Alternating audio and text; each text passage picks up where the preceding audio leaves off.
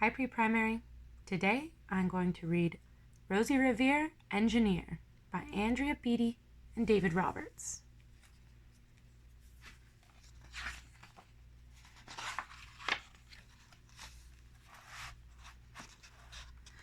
This is the story of Rosie Revere, who dreamed of becoming a great engineer. In Lila Greer's classroom at Blue River Creek, young Rosie sat shyly, not daring to speak.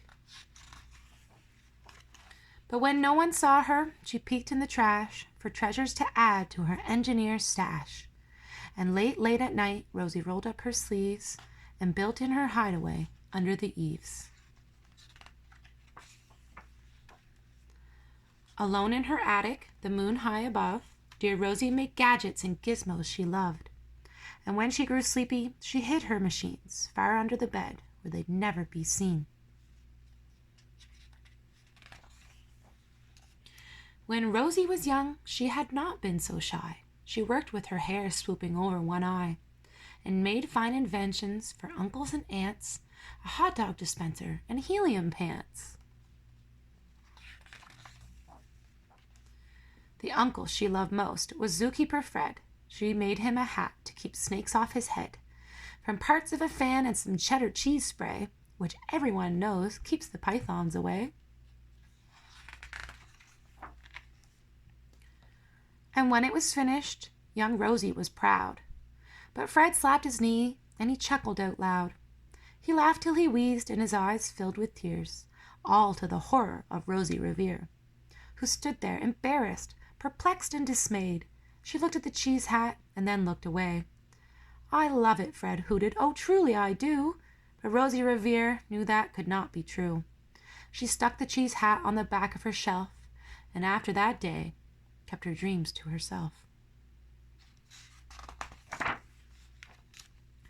And that's how it went until one autumn day her oldest relation showed up for a stay.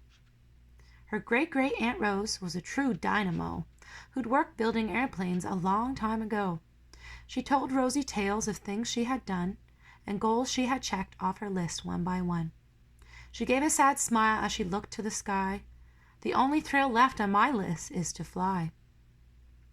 But time never lingers as long as it seems. I'll chalk that one up to an old lady's dreams." That night, as Rosie lay wide-eyed in bed, a daring idea crept into her head. Could she build a gizmo to help her aunt fly? She looked at the cheese hat and said, "No, not I." But questions are tricky, and some hold on tight, and this one kept Rosie awake through the night. So when dawn approached and red streaks lit the sky, young Rosie knew just how to make her aunt fly. She worked and she worked till the day was half gone, then hauled her cheese copter out onto the lawn to give her invention a test just to see the ridiculous flop it might turn out to be.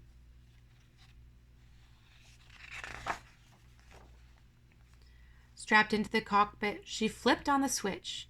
The hella cheese copter sputtered and twitched. It floated a moment and whirled round and round, then froze for a heartbeat and crashed to the ground. Then Rosie heard laughter and turned round to see the old woman laughing and slapping her knee. She laughed till she wheezed and her eyes filled with tears, all to the horror of Rosie Revere, who thought, "Oh no, never, not ever again will I try to build something to sputter or spin, or build with a lever, a switch, or a gear, and never will I be a great engineer." She turned round to leave, but then great-great-aunt Rose grabbed hold of young Rosie and pulled her in close, and hugged her and kissed her and started to cry. "You did it! Hooray! It's the perfect first try. This great flop is over. It's time for the next." Young Rosie was baffled, embarrassed, perplexed. "I failed," said dear Rosie. "It's just made of trash. Didn't you see it? The cheese copter crashed." "Yes," said her great aunt, "it crashed, that is true. But first it did just what it needed to do. Before it crashed, Rosie, before that, it flew."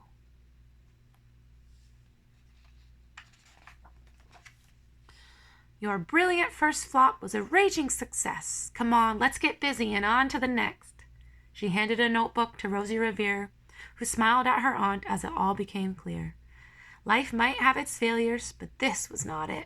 The only true failure can come if you quit.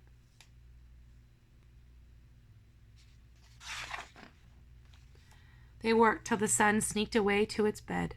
Aunt Rose tied her headscarf around Rosie's head and sent her to sleep with a smile ear to ear, to dream the bold dreams of a great engineer. At Blue River Creek, all the kids in grade 2 build gizmos and gadgets and doohickeys too. With each perfect failure, they all stand and cheer, but none quite as proudly as Rosie Revere.